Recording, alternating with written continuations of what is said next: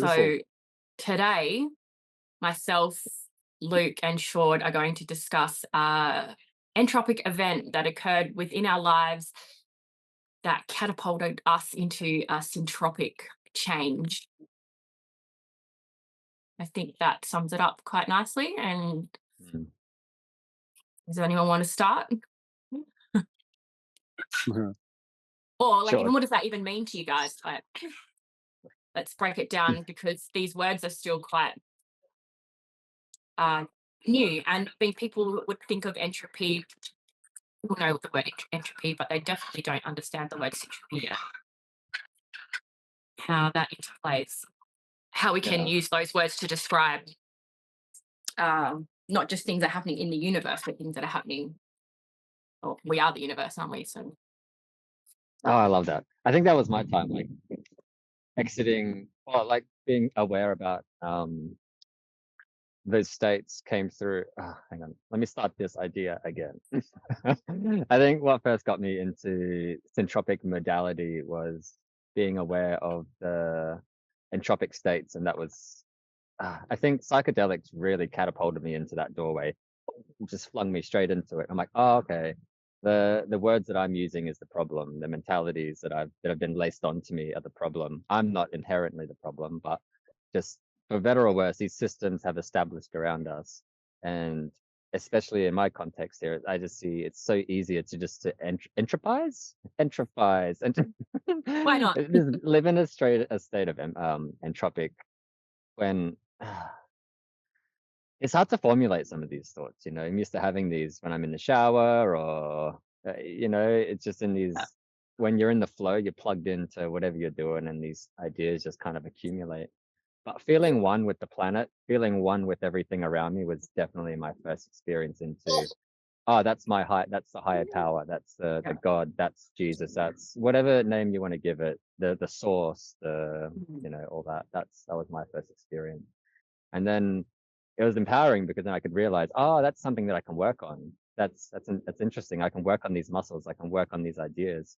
And then doing that in an alcohol-free space, and that's how I word sobriety, is just alcohol-free, because that was a huge crutch. That was a huge. It wasn't like I did drink a lot, but it was also why I drank. It's like, oh, because I want to be funnier. I want to be liked. I want all these things. And I thought alcohol was the key that unlocked that in me. And The then now I social realized, lubricant. yeah, absolutely. And Is now I that what realize that there's, is that what your entropic moment was? Your it was, realization? yeah. Yeah. Yeah, that was the red pill. And I always knew that I didn't want to be fueled by this stuff. Like in order to go out, chances are if you've met me outside of my house, I've had a couple shots in me or a couple beers, and it hasn't been like a true sober self. Right. So knowing that I get to work on that, and that's a sustainable thing, because the more I work on that, that's not going to be like some lost in a blackout moment, or lost in some, me trying to curate another version of myself. Like I'm leaning into me, and I'm leaning into what excites me. And yeah, I think that was like such a beautiful realization, knowing that we can take back a little more power and a little more responsibility. I I'm find sure it you've quite got a lot to say interesting on then. this. Yeah, go. I find it quite interesting then that psychedelics gave you an entrance into, a syntropic realization, and alcohol gave you an entropic realization. Interesting. There were times, and I still think back now, and the thing I miss about alcohol was being able to get just really connected. I don't know. I don't really know how to word it, but I'd get really drunk, and then I'd listen to music, or I would just feel like I'm in this ethereal state of mind where I am kind of connected to everything. But it's on a pendulum. Like I could never control it. Not like you can control anything really, like psychedelics, but I feel like alcohol has a bit of a different swing to it and obviously psychedelics do. I think it's a bit more internal. Yeah, I feel like you're just like lifting a little bit of a layer. It's like peeling a layer of the onion off when you take a couple of drinks and get into that state where you're not viewing yourself through a lens. Yeah. When it happens massively on psychedelics, but with a little bit of alcohol, it happens as well. But there's the tipping point where you lose too much control. Yeah. we were talking about this morning, there was a time Alistair was really high on acid, and he wrote this massive, all these thoughts down about life. And he said to me this morning, that was Syntropy. I was describing Syntropy. So we're going to go find that, because he's actually sent Oh, it to a few wow. friends. He emailed it to them. And I'd love to read that again to now see it through the lens of actually what he was describing was Syntropy. Yes. Yeah. I love that. For me, it's really I nice now to not need the psychedelics to enter that Mm. thought bubble. Because I agree, like, especially with even using cannabis, that's where I can get my ideas. That's what I call them, ideas. I do need that once a month to come up with the ideas, because otherwise I get caught in a routine of doing the same patterned behavior Ah, every day. And then I'll come up with these ideas while I'm high, do that for maybe a week, and then spend the next 3 to 4 weeks integrating everything that I came up with, making sure that I don't stagnate. And I would love to be able to figure out a way to do that without that substance. it's beautiful to I be have Interesting. self-aware about. Where you had you always, not always, but is that relationship relatively new? the That pattern? realization that that's what I'm doing is Yeah. new. I only realized that last 2 weeks ago. But yeah, now it's less about using it to just survive through emotional turmoil, which is where my entropic moment was. Beautiful. Yeah, using these substances to regulate into this, in this world, in this reality, and being able to slot into the matrix and conform to the social ideals. I needed to be on something, some form of substance, whether it be amphetamines or cannabis or alcohol. Yeah. And then Wow, that's slowly, a really removing yourself beautiful. from those environments, you kind of left feeling like you're just floating in a big wide ocean, and you have no way to really, there's too many opportunities then, so it's really hard to ground yourself. Over the last 5 years, I've noticed that I need these substances a whole lot less, and every time I do use them, you pick up the patterns, the negative patterns, and you realize, oh, I was using it for this, and now it doesn't serve me in the same way, so I don't need to do it as often. Maybe I don't need to do it for the same reasons, and then you've got to try and find new reasons to do it, new reasons why it's beneficial. And for me, maybe that's that addictive tendency to want to continue to use them when I don't need to at all. Well, I find that really a beautiful description, and yeah, like of using and abusing substances. There's a Yeah. very, very big difference. Yeah, that brings Yeah, someone like re-establishing relationships with other relationships and just going back through it and reassessing. And like you said, it's so easy to get stuck into those routines. Like when my version of addiction was, we found something that worked, it worked really well, and then you just keep replaying that routine out. And then, like you said, you just have that week every now and again where you get your ideas, and then you can break up that rigidness, and then you can reshuffle it around to a bit where it's a little more ordered or a little more effective or something like that. That's do you awesome. know So though, that's on what my you just said about the shower thoughts resonated with me, because I've noticed in the shower lately, and also just when I'm out in the garden and I don't have my phone anywhere near me or any way to write down the ideas come. But then, motherfucker, by the time I run back to the house to write them down, they're gone. Or you get Yeah. distracted by some other external input. That it's like a dream when you wake up, and you can't quite grab onto it. That's how I feel right now about these ideas. But having that little bit of cannabis, and maybe it was alcohol for you as well, Luke, maybe stopped the ego from trying to dominate in my mind to try and catch onto the idea, so that it sticks around for a bit longer, and then you can remember it. So I'm trying to figure out ways that I can catch these ideas without my phone in my hand, without a pen and paper near me. Maybe it's just practicing and flexing that muscle. Maybe when you're Repetition. on these substances, the veil between us and the collective consciousness becomes a little thinner, so you're able to pick up on these ideas, because I believe ideas and inventions, whatever, they're just floating around out there, man, and we just got to plug in and pick them up. Yeah. Yeah, I like the idea that ideas are a conscious being, and you're a portal for them Yeah. to channel through, because I wonder sometimes if there's any original idea out Yeah. there. If it's all influence, if it's all external environment, right place at the right time Mhm. kind of situation where No, they just flow through you. I Yeah. reckon they belong to everyone, Yeah, for and Yeah, sure. you just pick up, you know, yeah, and sure, if you work with it, then it becomes your idea, and you finalize it and bring it into action. Um, but they're there for everybody to plug into, man. It's Yeah. the yeah. universal consciousness is Mm. syntropy at its best, Yeah. And and like I on the really shoulders of believe. giants. Oh, sorry. No, and I really believe that these drugs can help you plug into that a little quicker. Yeah, for sure. I think so too. Just by removing that ego, the veil, a little bit. Mm, What that kind of brings to mind too is like everything's built on the shoulders of the ancestors. It's built us all up. So it's hard to separate like where does your idea begin, your idea, and then where does another person's idea kind of end? Yeah, and how yeah, much And of it I is instinct and yeah, triggered by things like smell or the sound of a bird, or yeah, you really don't know what is the catalyst for the idea to manifest inside your mind. and Perhaps mhm, and isn't everything we say and do based upon our past, and what we've accumulated in our mm, package, in our backpack, whether it's subconscious or conscious.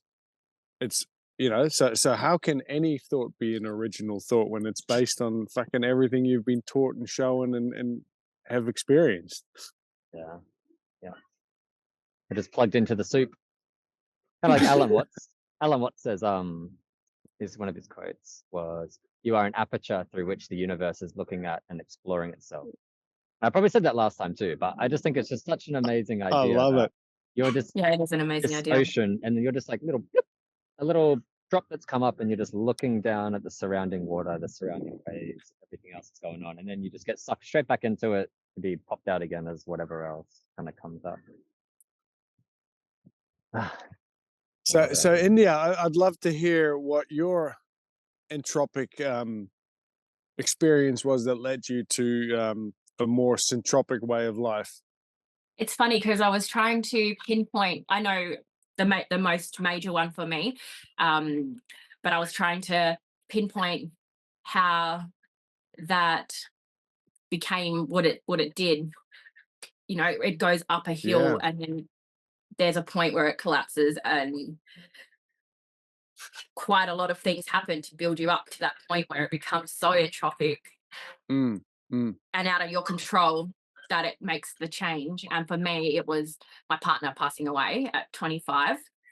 Um, wow, and our relationship had been so tumultuous and ugly, and that's where it started me thinking down the path of how did it get that way. And as a young person at 15, meeting this man and falling in love with the idea of him, and falling in love with his family, and falling in love with his friends, because I had actually changed schools 12 times during my life, and I met him at the end of my year 11 of high school.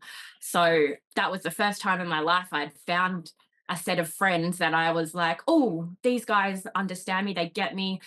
But there was a lot of drugs involved, and there was a lot of drinking involved, and there was a lot of um, promiscuous activity occurring. And that is, as a teenager, so enticing, especially if you've been raised on pop culture, especially if you've spent a lot of time just on your own, listening to music, reading autobiographies, and really idolizing this celebrity.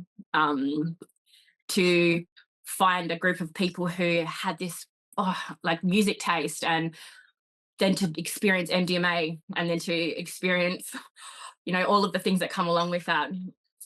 It was just a really awful pattern of behavior we were so entwined with each other's lives that we couldn't see a way out of that. And because I'd never had a constant source of security when it came to friends, I just held on to that with all my might.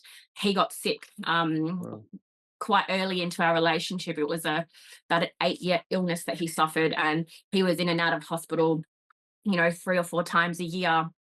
And they couldn't figure it out, what was wrong, and more medications making him worse, making him drink more, making him, trying to escape his own demons because of how sick he was and how much pain he was in. And it just all kept going and flowing. A lot of things are my fault. A lot of things were his fault. Doesn't matter now because it's over. But when he died, we were finally at a better place. Not in our addiction. We were smoking meth the day before he went into his final surgery. It wasn't a good, healthy ecosystem. But when he died, for a moment there, it got way more entropic, as it would, because it's like a vacuum. Your whole life changes. Relationships completely change. You're free, but you're also stuck in this grief. And I met Alistair. He returned into my life. And yeah, I grabbed onto that, and I decided that I wanted to, in every way that I failed Tom, as far as the relationship went, as far as my feelings went, as far as just the immature cycles of shit you put each other through as silly young cunts. I wanted to change that, and I wanted to do better. And so I just worked really hard to be that person. I didn't want to lose Alistair. He was a stable force. His family were just incredible humans. I'd never seen people like that in my life, that are just in love and still in love 50 years later. And I wanted to be a part of that. So although there were a lot of things that triggered me and I could have run away from Alistair, I just fought through it because I wanted that. I wanted to do better. This was like a chance to start a new life, to reset and be who I believed I was destined to be, and accept all the bad, own up to it, and face that, and then just fucking do better. And so I feel like I did do that. Well, it certainly seems that way. Wow. Yeah, that's huge. I like how you kind of tied it in. I like hearing the responsibility tied in at the end. It's like, this is my chance to do better, to own up to my shit, to do better. Like at the crux of all this massive change, there's always like this point of like, all right, it's on me to change, do better with the cards that I've got in my hands. And I think that's such an honorable experience. And I couldn't, once you've lost someone so quickly, where you haven't had a chance to really apologize and forgive each other and admit, there was a lot on both sides, and I never got that chance with him. And making sure that never happens again is big. I never want to spend another day going to bed upset or angry or feeling that helpless, hopeless feeling of a bad relationship. It eats away at your core, and then you do utilize substances to escape from that reality.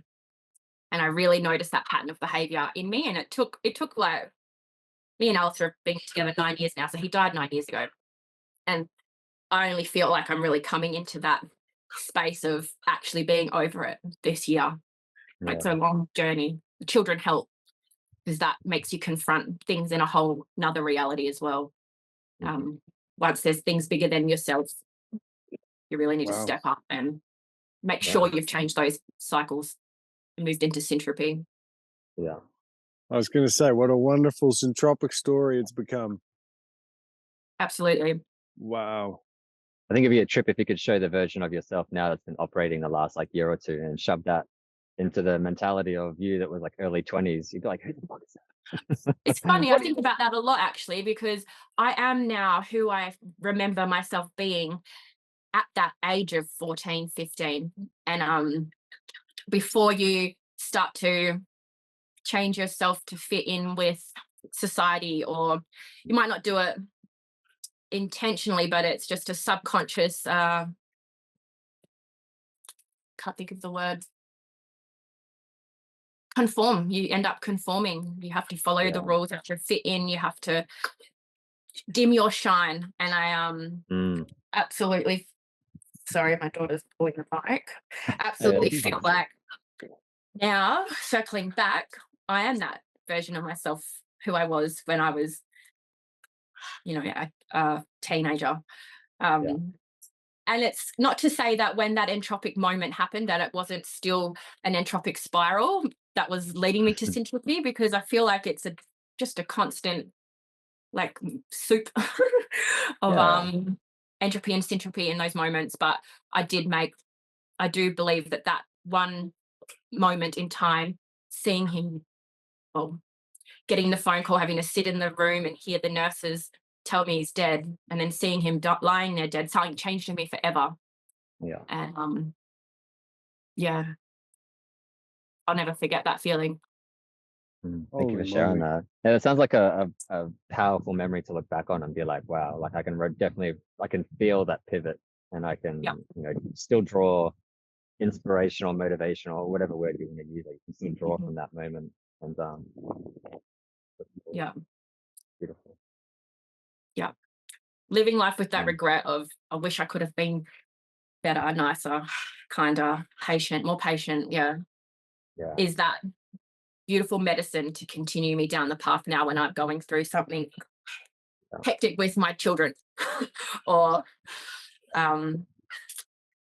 have too many drinks and need to pull myself back and say, hey, don't have another one. Or, sometimes we will go to a party and the allure of getting really busted is still there. So I don't think that ever goes away once you're an addict. But knowing that, hey, are you sure? Are you sure you can handle the feelings afterwards? Really just learning to not guilt yourself and shame yourself for any of the actions you take, as long as you are confident and sure of yourself when you make that decision is big. I think that was the hardest part of that. Yeah, sorry, George. Yeah. No, you say, mate. I was going to say, that's why it was tricky when I decided to not use alcohol anymore, because I didn't want to be too dogmatic about it. I still wanted to be able to use it when I wanted to use it. But it's so hard because what I'm finding, because I took 2 months off cannabis as well. And now that when I came back to it a couple of weeks ago, I was like, oh, just one every now and again. And I realized that it's really tricky for me to do just one every now and again. So I see the patterns in cannabis, so I know that it'll happen with alcohol too, because it was such a crutch. So I might need some more time with that to re-establish that relationship and redevelop and think about it more, and kind of then when I feel confident, I might have a drink or I might not. Like, I don't know. I like it being a living process, but at the moment I like the sobriety. But yeah, it's funny. I am that way with meth. So I made that decision. Hey, you can't do this anymore. You can't be around it, because there's those feelings as soon as you buy a bag and then you get halfway through and you start seeing it get smaller, you realize you become this like Schmeagol with the ring, like Gollum. You become that. You see yourself snap because you can see the end of the bag and you're like, oh, I'm gonna have to get more, and then you get more. So we had to make that call, like, no, we can't have meth anymore. In between my children being Otis, I finished breastfeeding. I was waiting to conceive Pearl. There was a 2-month gap there while I wasn't breastfeeding, and I bought a bag and we had it. And I was just like, this isn't even fun anymore. Like, was it ever fun? And it was really good this is why I don't really drive with the whole sober thing, because I still count myself as being off meth for 5 years, even though that was 2 years in, because I had it. I was like, yuck, not getting this again. Not anytime soon anyway. And how do you know you're healing yourself unless you do try and see? Does that make sense? I really struggle with the way of describing it, because I know people who have alcohol or who are in the 12-step program, maybe Sjoerd can speak to this, like they can't do that. They can't have it. But to me, I really needed to know that it wasn't a problem anymore. Otherwise, it's just looming over my head forever that you're a fucking piece of shit. Or like, what happens if I do have a little bit? Like, what's going to happen? Now like you've separated fact from fiction, and I like that. That's right. That idea. Yeah. You get to feel your relationship has changed. Like you said, you had it again, and you're like, not for me again. Like, at least not for now. Not. But when you're 70, when you got nothing else going on, you might want to get busted and go walk around the garden. Like that. Look, there's going to be a time and a place when I hire us out a nice hotel, buy a bag, get a hooker, and live large for 3 days. But right now that's not it, because we're in the child rearing continuum. This is, yeah. No, yeah.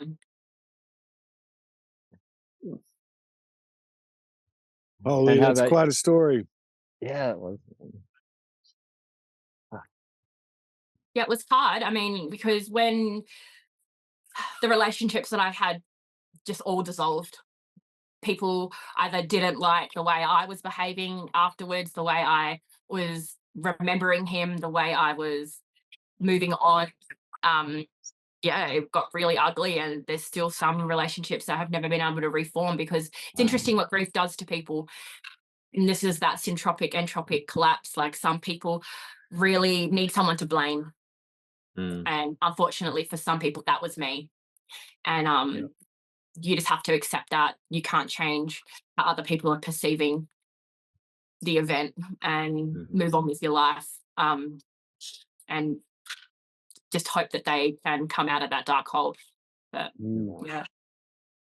Yeah, and that's the funny thing with humans, how they all got their own story, their own version of the way events occurred and what somebody did, and they tend to enjoy holding on to grudges too. Yeah. I don't I like think that using, happens in a forest when something dies. You No. know, interesting. oh, you did that. You. Yeah, do you reckon the tree next to the tree that fell down in the storm's pissed off because now he's got a dead stump at his face? Yeah. No, he's like, I I'm going kinda, to eat you. I'm going to use this. I'm going to use, yeah, to move on, to evolve. that's what kind of my when I first learned about permaculture, was learning about permaculture, and something that you'll just always learn about. But I remember hearing, don't plant these two plants together, and then my first thought was like, are they like, what kind of conversations are they having? Like, oh, don't put me next to the fucking asparagus again, those wankers. Like, why can't they play? Yeah, that's a mindset. It's really hard to shift, even after we've been doing this syntropic gardening, I'm going to call it, and for however long we've been doing it for. I'm about to plant a bunch of walnuts, and they've got that allelopathic effect apparently on only certain genus of species. And the synarchist in me is like, no, I'm planting them all together. I don't care. Yep. I reckon it's not true. And And I'm sure people have been studying it for centuries, but in my mind, this is the ego. Yeah. It's such an intricate piece of information that's so specific, and we don't know shit about our guts, our brains, the soil. We don't know anything, but we're like, no, we specifically know that this motherfucker makes it really hard for other trees to grow. I mean, there are a lot of people in society that create entropic situations for us to then produce syntropic situations out of. So what if that ebb and flow is needed in a successful forest? Like, have they studied that on outside of a monoculture level, or like, how do they? Exactly what I was thinking. Yeah. How are they studying that? What's the context? It's like when I flew my drone up the other day, I noticed the drip zone around the eucalyptus in the back paddock, and how nothing is growing underneath that. But then my eucalyptus in my food forest, there's not that at all. That's not happening at all. Yeah. But it was interesting just to see that. And that is the paddock example, is what people are using to tell us we can't plant eucalyptus in our systems. But we've got the evidence to show that no, you can do so, as long as there's a diversity of species. But just a couple of eucalyptus in a paddock, of course that's going to happen. Yeah. Beautiful way. And another thing about rules is that there's always exceptions to them. Yeah, it's got to find them. I have been having a similar conversation with some of the folks at the community garden, because we have two big eucalyptus trees that are just outside. I proposed that we built like a little nest around them. And then they said, well, they're not going to get nutrients or get rained on, because the eucalyptus tree is going to take it.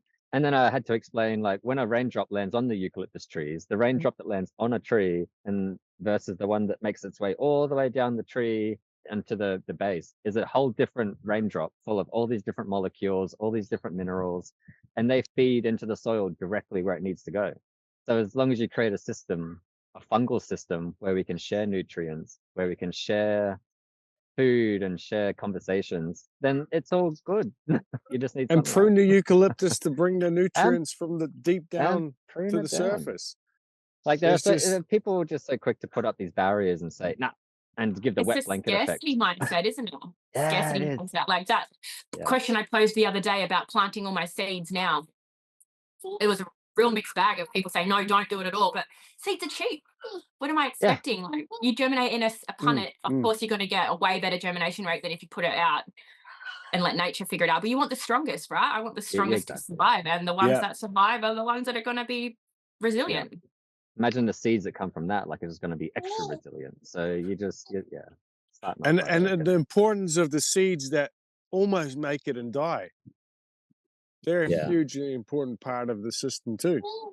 Yeah, true, actually. Yeah. Yeah. What was And your what about entropic moment, Sjoerd? Take it away. me? Oh man, just so many, and it was quite difficult for me to sort of figure out what was a really really important entropic moment. But then this morning it just hit me that there can actually only be one real huge entropic moment in my life that created some real massive diversity in my life, changed everything for me, and that is the passing away of my mum. You know, Oh, the the big tree under which I grew up. yeah. um, yeah, it was it led to so many changes, but most importantly, um, okay, hang on, I have to backtrack a little bit here. So my mother was dying of a really advanced form of lung cancer. Mm. And having been quite a healthy, strong woman all her life, this was totally unexpected. And she'd always been an advocate of natural medicine. So she told my father, who was a very successful businessman, okay, you need to go out and find me a natural remedy. In the meantime, I'll take the chemo to keep me alive, but you got to find a natural remedy. And yeah, somehow the universe aligned, and my father met this Russian professor who was developing this chlorophyll based product, spirulina chlorophyll based product, and was showing some really amazing results with this. Anyway, my mother was very weakened by the chemo and underwent this treatment, and her tumor reacted so spontaneously to the chlorophyll and the light that it broke down really quickly, and her immune system was just too weak to handle this situation, and yeah, the cure ended up becoming her demise, and obviously that was a, a, a literally an entropic moment in my life, watching her die and being by her side. But in that instant when she passed, I I still find it funny to say this. It's freaking 25 years ago, but I felt deep down a really euphoric, um, overwhelming feeling as she passed away, which is just too bizarre to be true. But I think I just got to taste a little bit of the everythingness of the universe, Mm. as you might on a psychedelic trip, So that was big for me to realize, oh shit, there's more out there, you know. It was really massive. But what was even bigger for me was to see my father switch from rather a deep mourning and not being able to take this.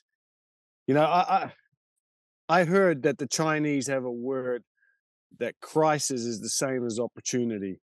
And my father went on with this Russian professor, and he funded a bunch of research, which led to this product becoming a registered cancer medicine in Russia. They wrote a beautiful book together, The Medicine of Light. Don't want to promote it, but upside down. But Okay. like, which is full of all the wonderful things that they did and the thousands of people they healed in Russia. And it just showed me, in the meantime, I was suffering big time, but my father just carried on. He turned this terrible event into something wonderful, you know? And I was sitting back in the sidelines just going, holy crap, what, I felt this deep sorrow and all this shit for years. It took me many, many years to process it all. While he turned it into a syntropic healing event, let's say. Yeah, it led me down a spiral, which ended up, pretty much being a heavy alcohol addiction. I could no longer see joy without booze, which again was an entropic moment that I had to experience to propel me into a syntropic environment where I chose syntropy rather than entropy. And I guess in between there was a whole bunch of more small events, but yeah, I'd say when my mother passed, it was like it rocked my world from top to bottom. And all I can say now is that, almost 25 years later, is that it was a beautiful event which created so much syntropy in my life, taught me so many things. And I know she's with me anyway, in a very, very big way. So, yeah. That feeling you described that occurred when she passed, I I understand what you mean. I felt the exact same thing. I felt it immediately. And was going to ask you that. it was a mixture of relief. It was mostly relief, I think, when I think about it, like, his suffering's over, my suffering is over. And it's very selfish and hard to talk about without upsetting people. But it was that opportunity to reset. Hey, you get a chance to you can take this and go. They're That's the gone. beauty And of it. when you see a person who you've known for that long and you see them lying there and you saw them the day before and they were alive and now they're not, you notice, even though the eyes are closed and the eyes were closed, he was in a coma before he died. So it was 2 weeks of him in a coma. But when he was in the coma, there was still something there. But when he was dead, there wasn't. It's There like, isn't. I don't know how to explain it because his eyes were closed in both. But I there know. is an essence gone. That person is gone. You can feel it when you touch their body. There's no, whatever it is a very, can't really quantify what it is, if it's an energy or if it's like electricity but that feeling is, for me, it was a net positive, and it was so hard to I didn't want to even think about it because I was scared that Yeah, you feel internally, guilty. that he could hear me because he's now somewhere where he transcends. I don't have to speak to know that he knows what's going on, and I didn't want to offend him. And it took my friend who's similar to that friend of yours who can tap into that realm, was like, once they're gone, the ego's gone, and so they're no longer viewing life through that same lens that you are.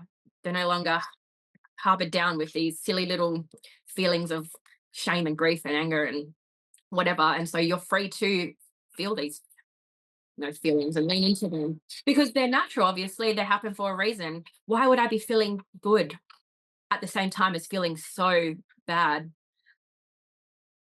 if it wasn't for a reason?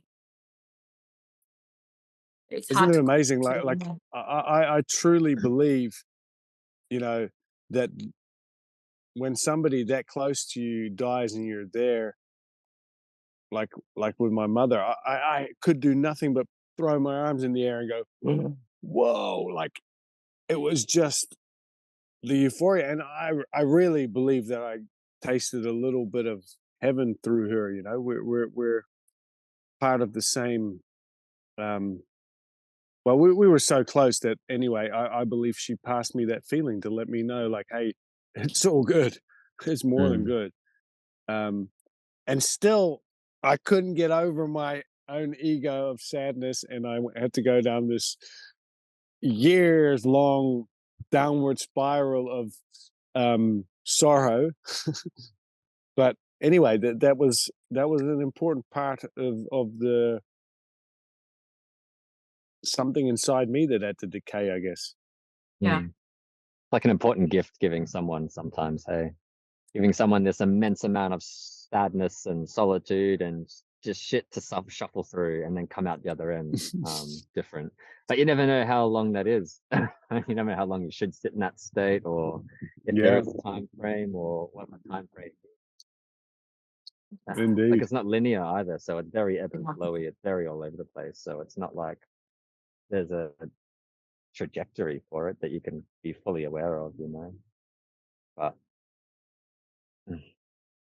man. You just have to honor it as it comes up. Yeah. Witness it. And see where it takes you.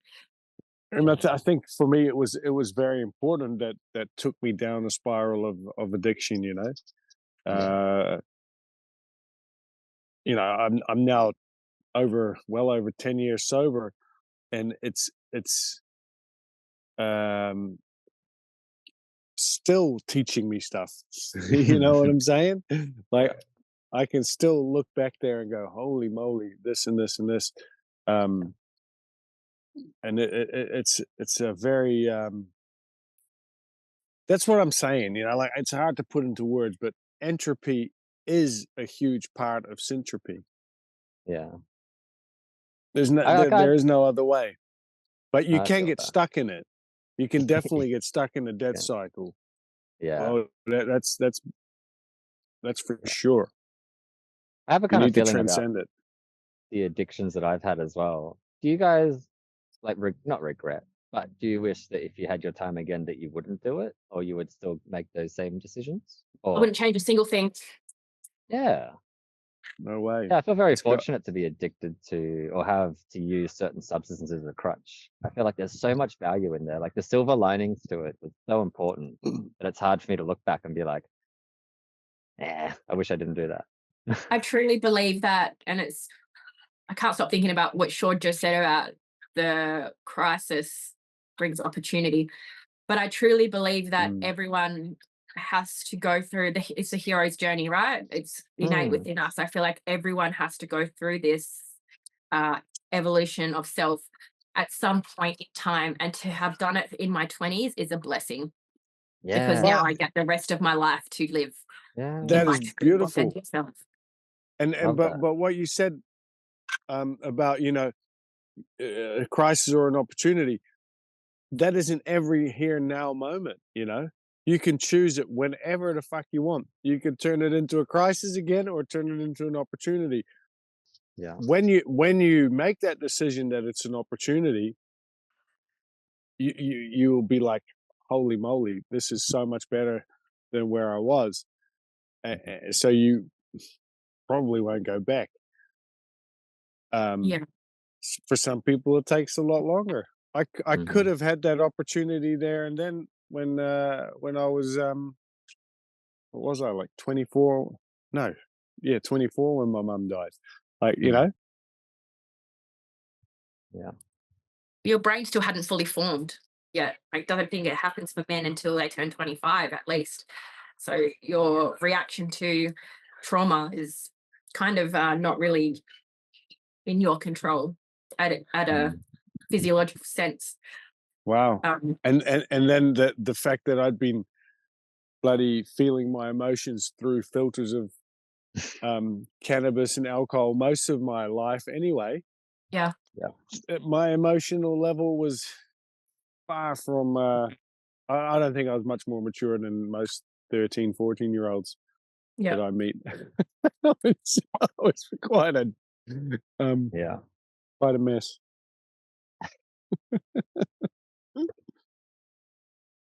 A beautiful mess. It is beautiful though.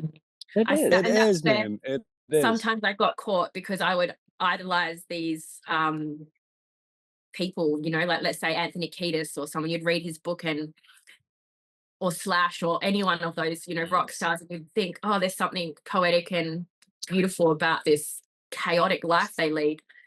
You get caught in the romance of that kind of feeling, and because it's good, you are feeling good in the moment, and I don't know, it's just a little self-sabotage. But I think if you come out of it and learn the lessons and try not to repeat the ugly cycles, that's the point of the whole thing.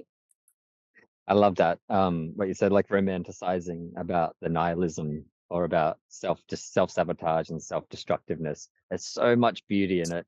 I remember like a very core feeling when I was like high in my alcoholism and I was just so drunk and so depressed. And I remember like just being super suicidal and thinking, man, I wouldn't change this feeling. Like this gives me something to kind of like drink for and work towards and think about.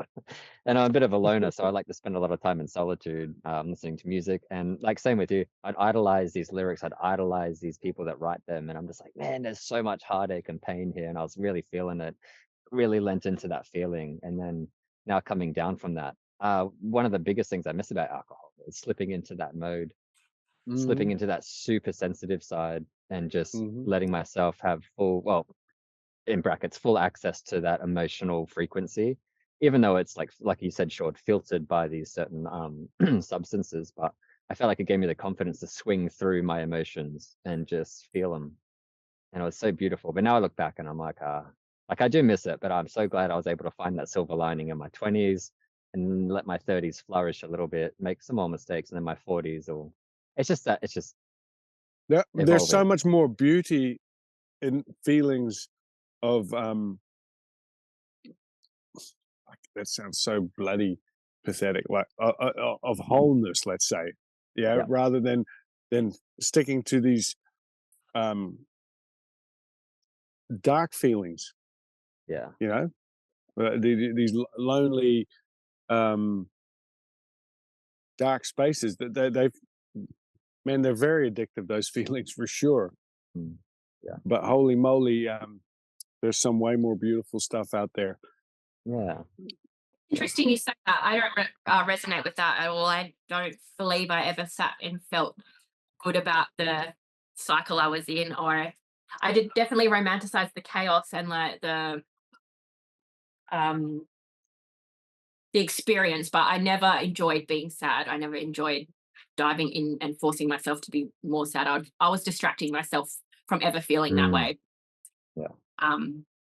I think. No, I'm not saying that we actually enjoy it, but we get really accustomed to being in that space, and I think that's a real deceiving part of alcohol when it is used to medicate sorrow.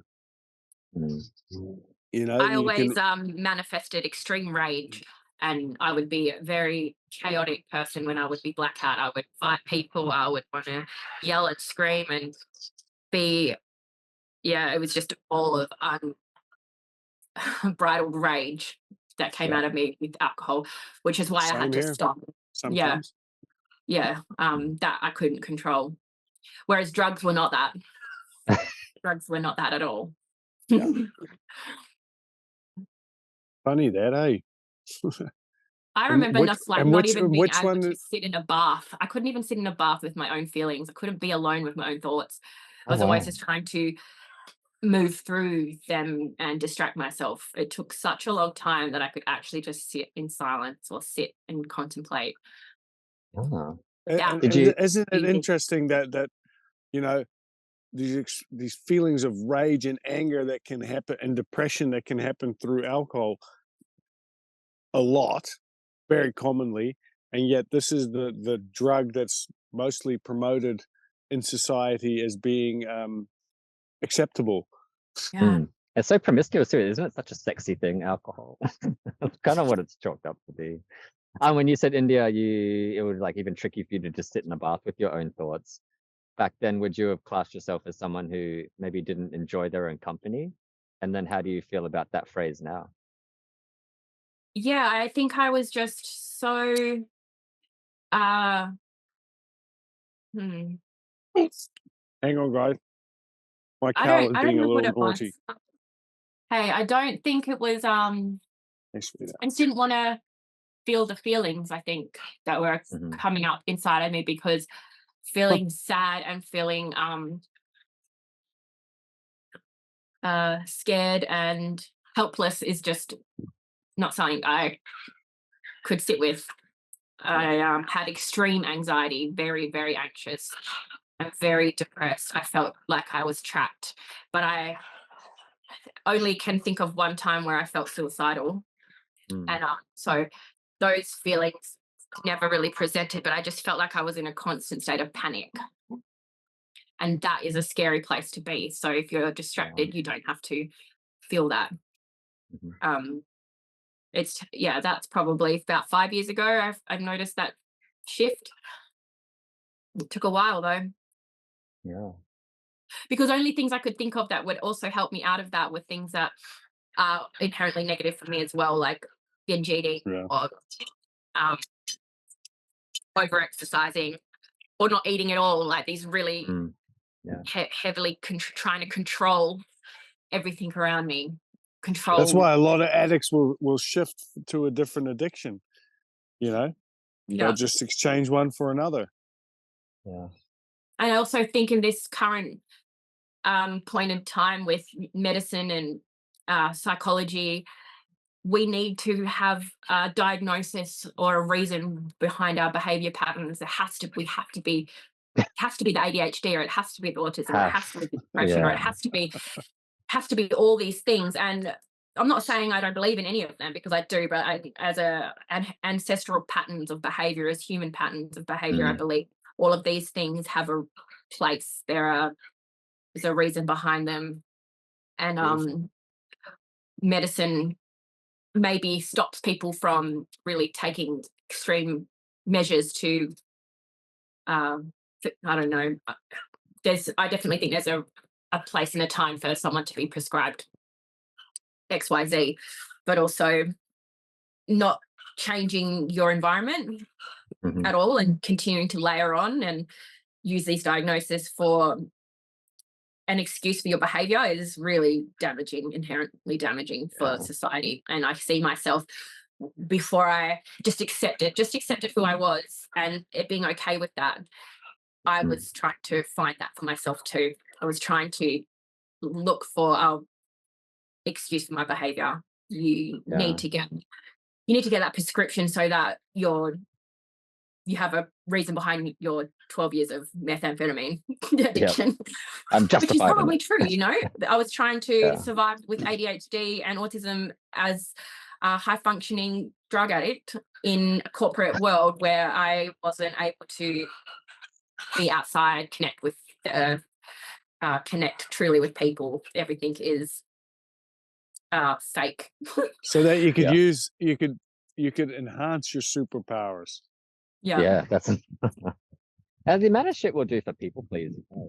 Try and control an image is I'm hugely unable to sit in a room with people when I can feel there's some kind of tension, or you need to make the energy flow. You might have noticed that happen in other calls we've had before this iteration of our Syntropy journey. I feel really uncomfortable knowing that people might be perceiving other people in a certain way. Like, I want to smooth that out. I want the energy to be. And isn't but isn't it a beautiful superpower to have that you cannot have the elephant in the room unless it's tamed? Yeah. Or point That's it just out. So- years of Like, being you brought know, up in a family of people who you're constantly walking around eggshells with because everything's so volatile. You know, you bring that into your relationships out in the world. And Yeah. it's, once you're free from that, it's fucking beautiful. But I still am not 100% free from that. Like, it's tricky, man, because some people would just say chalk it up to being avoidant, like, oh, you've got an avoidant personality, you've got avoidant this and that. But it's so tricky when you want to have those conversations, but you just can't because you think it's going to explode into, oh, now I have to rethink where I'm going to live. I'm going to have to move house. I'm going to have to move state, country, or something. Literally. That's It's why I live hard here now. yeah, exactly. But it's hard, like being like having. I know it's hard to put boxes and things because there's always exceptions to it, and there's always more inclusive ways to describe some of these characteristics. But you know, having that avoidant personality or that avoidant attributes, it's so tricky to work with, man. Because then usually what that says to me as well, what I feel is that you weren't taught how to express your feelings. You weren't taught to listen to your intuitive nature because it's been harassed and abused and you've been living in fight or flight mode. So it's hard to even express what you're feeling, let alone have that come out in a way where people are going to comprehend it in a way that you want them to comprehend it. And like I often share it's so also, rude to point out how you're feeling, Luke. It is You too, know? because it's like you're shifting Ima- responsibility to someone. Imagine you're in a family dinner or whatever, and you mention how much this conversation sucks. You know, like it is far too confronting for a lot of people to actually have the truth outed. You know, that's whereas so fucking funny. Alistair does that at my family dinners because he wasn't raised in a disruptive household like I was. And so when there's that there's that dynamic occurring where you've got to like pander to a person, he just will say, I don't fucking care. And again, and then they can't argue with that because he doesn't care. He They just can kind of continue to just be leaves. assholes and he doesn't care. And so that's just like amazing. And I try and live by that now too, because why should we all have this weird energy in the room because one person can't deal with their shit? Yeah. I love it, man. I love it. I'm just wandering around here because I'm trying to herd my cattle, stop them from getting in my food forest. Beautiful. They seem to have broken through somewhere. That is entropy and syntropy in motion. Oh, shivers. Do you have something you want to add to this, Luke, with your journey, or there a Well, I feel particular like moment? no. I think when I first lent it, like it was kind of like alcoholism was like the most consistent straw on this camel's back, on my camel's back. So that was I kind of covered that one. But before that, I wasn't really. I was kind of like you, Sjoerd. I thought I was quite emotionally available to society, but was not. A bit immature, especially with alcohol, pushes your ability to connect to your higher self as well. I felt so disconnected from myself. But I read this book by Robert Greene called The Laws of Human Nature. And that's what really catapulted me into taking responsibility for some of the traits that I had. Wow. That came out that weren't productive to relationships or that weren't productive to me. Because I've always enjoyed my own company, but I always thought I could have had a better relationship with myself, especially when I was so easy to lean into self-sabotage or self-destructive tendencies. Even though I enjoyed the chaos, I enjoyed the feelings, I enjoyed feeling upset. I think because it was something I could rely on. I can press these sequence of buttons and I'll have to go into hermit mode and be upset and go through that process. And that was kind of comfortable. But after reading that book, I became a bit more self-aware and read, you know, how you go through the TED Talk rabbit hole and you're like, oh, I'm going to listen to 40 hours of TED Talks. I'm going to come out the other hole like a fucking well put together person. So I did that just like everyone else. I read a couple of like Mark Manson's books, you know, the subtle art of not giving a fuck, and then his other one and some other shit like that. But I think what the biggest thing that really got me out of that was just leaning into the garden and getting your hands dirty. I think there was a nice relationship So for much me to healing in develop. that. Yeah. And then when we had the idea, when a pioneer course came up, I was like, fuck yeah, like I've been a hermit for such a long time. It's going to be nice to be not forced, but in my head, I was kind of like forcing myself to get out there and get social again and start making community networks. So that was this little Yeah, it was so fun. I had a picture of it going such a different way too. A radical accountability is, yeah, the key, and being Yeah, comfortable enough to look like a fuckhead and outwardly be a fuckhead, and then also have the courage to be like, hey, I was a fuckhead. yeah, That's something I've yeah, always, and I don't know if it's neurodivergence aspects of me, but I've always been able to do that and just blurt out exactly how I'm feeling or what's going on at the time. But then going back and integrating is the hard part. yeah. Mm. Yeah, I feel, I feel yeah. I always admired that about you, that you could just speak your mind, or folks that can just speak their mind off the top of their head. I've been like, oh, I wish I could say that. Like I've lost length off my tongue from biting it for so long. It's Is that you can had a lot tell? of negatives. Yeah, But I don't know it, how to be anyway else. I yeah, can't mask who I am yeah, without causing severe trauma to my brain. That's why working in a corporate space was just so, that's why I had to be yeah, on drugs constantly, because it was so hard for me to yeah, conform to these HR policies, and yeah, even down to what you're allowed to wear. You know, yeah, the Oh tattoos yeah. are allowed, the piercings are allowed. Like, what the fuck? yeah. Yeah, it's wild how people put boxes on what you can do to have a job. Like it's a bit better now, but there's still companies and that, and people that run where you Do just you know can't what? show yourself. Someone said to me today, after I posted that little pic about in 2017, the last time I was blackout drunk was at a corporate work function. They go, did you get fired? And I'm like, you know what? I didn't. And the only time I ever got written up by HR at that company was when I got back from my wedding and they had seen me taking acid on top of the mountain, as we said I do. They writ me up with a warning for that. And it makes me think what we talked about before, how alcohol is acceptable and the chaos that comes with alcohol is like, oh, they were just drunk. That's okay. But then you do something beautiful like marry your soulmate on top of a mountain, it takes massive, and then you get in trouble and you're not even in the same country. Like, it's really funny how Not even in the Yeah, same country. yeah, like yeah, I couldn't understand that. I mean, I You're was certainly way not off on that the night. same wavelength. Yeah, yeah. Like these people who haven't done any psychedelics or anything like making that the are now rules, man. making the rules. Like, what the fuck? You guys need to take it the most. You guys need to That wake the should fuck up. should be mandatory ego death before you're in any position of power. Yeah, politician. We're gonna half your pay, well, severely fucking cut it. And then B, you have to do an initiation sequence. We slap you on the Yeah, ass, give you some acid, and you sit down. yeah, But this is exactly what we were talking about earlier on about the using and abusing of drugs. Like psychedelics were an initiation that was done in almost every single culture, mate. It was an Mm, important part of figuring out who you were and what you are, and what role you have to play within your society, within the cosmos. You within know, yourself. Yeah. Yeah. within yeah. And like, oh no, we'll totally demonize that, and yet on every street corner we'll put a big billboard up for the cheapest beer that's going out today. yeah.